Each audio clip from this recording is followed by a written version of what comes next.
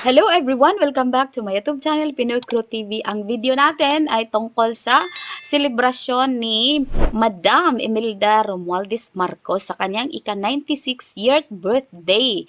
O di ba? May mga chismis ng mga marites na ang selebrasyon daw ni Madam Imelda Romualdez Marcos ay sinelebrate ni First Lady Lisa Araneta sa kanilang bahay. So makikita natin doon sa kanilang picture na sila-sila lang at merong isang kapamilya na wala doon. So sinasabi nila na wala siya, pero hindi ninyo alam na meron din silang selebrasyon na kanila lang. So basahin muna natin yung message ni First Lady Lisa Araneta sa kanyang mother-in-law. Ito yun. So, ito yung message ni Lisa Araneta sa kanyang mother-in-law. Sabi niya, cheers to 96 wonderful years, Mama Mel D. Ayan. After all has been said and done, can I just say, no sip-sip intended. Alam natin kung paano sinabi niya yon. You are truly an icon. Yes, talagang totoong icon siya. Kasi sa panahon niya, ang dami niyang nagawa na i-promote niya ang Pilipinas sa ibang bansa.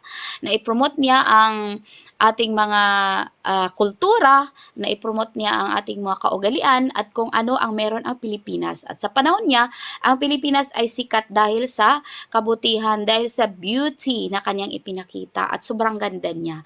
At sa panahon niya, meron siyang mga ginawa na mabuti para sa mga tao, para sa mga Pilipino. Like nagpatayo siya ng yung asawa niya ng Philippine Heart Center at saka Lung Center at marami pang centers. At meron pang cultural center. So, sabi dito ni Madam Liza Araneta, sabi niya, you've been the world change. You've seen the world change and still managed to outshine it. Talaga na-outshine niya kasi 96 years old na siya. Yung iba, hindi sinuwerte, hindi nga umabot ng 80, ay wala na maalam na. Wishing you joy, good health, and lots of love always from your favorite daughter-in-law by default but still. Sa kanyang favorite na daughter-in-law. Hindi daw siya sip-sip, yun ang sabi. So sabi ng mga marites, nag-celebrate sila na sila lang at wala si Senator Amy Marcos. Pero syempre, patatalo ba naman ang panganay na anak ng Marcos? So, saan nagpunta? At nag-celebrate din sila. Uy, ano ba kayo? Ito yung selebrasyon nila. Okay, so ito, may mga picture tayo isi-share. Sabi dito ni Senator Amy Marcos, sabi niya, lahat kami ay nasurpresa sa biglaang pagdating ng dating unang ginang Imelda R. Marcos sa Philippine Heart Center ngayong Miyerkules, Hulyo 2, kahapon yun. Kahapon, Miyerkules. Buong akala namin ay hindi siya makakadalo sa handaan pero hindi talaga niya pinalampas ang pagkakataon na makasama ang 96 Heart Warriors, lulas pati ang mga doktor, nurse at empleyado ng ospital. Puno-puno ng saya at pagmamahal ang ika-96 na kaaraw ng aking Mami Mel D. So maraming salamat sa lahat ng nakisa at bumati sa espesyal na araw na yan at meron pa siyang parinig. Ito yung parinig. Ang parinig niya ay ganito.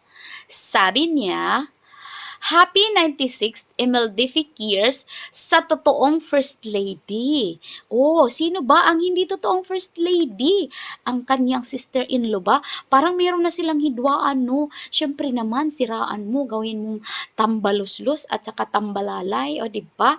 O, sabi dito, our explosions and blowouts are great because we gave away thousands of Nutribans in Quezon City, Tacloban City, Leyte, and in Dingras, Ilocos Norte. Of course, the birthday party at the Philippine Heart Center is also included in the 96 Heart Warriors and 96 Lolas whose birthday is also in July, Kavog, diba? So, yun ang naging birthday celebration ni Madam Imelda Romualdez Marcos. Hindi pala malungkot. Yung celebration ng First Lady ni Bongbong Marcos at sa kanyang pamilya ay sila-sila lang exclusive. Sila-sila lang kumain ng masarap, ng marami. Samantalang ang presidential sister ay marami siyang pinakain. Oh, imagine na, sa Quezon City, sa Tacloban City, sa Leyte, and Dingras at saka sa Ilocos Norte. Sobrang ganda, grabe talaga ito.